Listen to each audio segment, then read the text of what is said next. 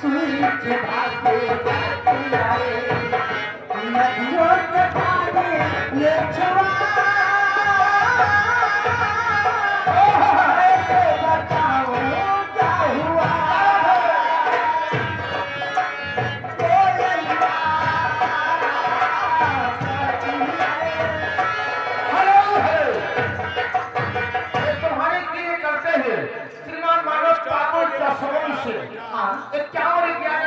और बाबू आनंद सिंह नरई चौराहा थाना कोतवाली संग्रामगढ़ जबर प्रतापगढ़। अच्छे साहब जी करते 51 नाम आया हुआ है।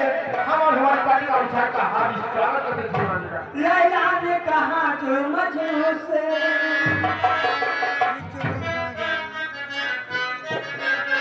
लैला ने कहा जो मजनू से मजनू ने कहा जो हीर से यही मुझसे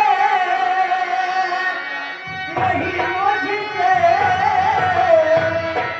यही मुझसे कह दे तू I love you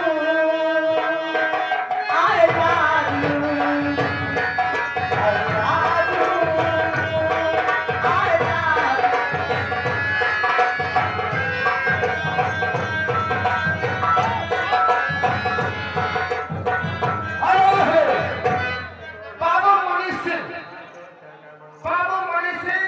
अपने नाना के आत्मा का शांति के लिए अच्छे उनके नाना का स्वर्ग पास हो गया है और अच्छा प्रोग्राम हो रहा है।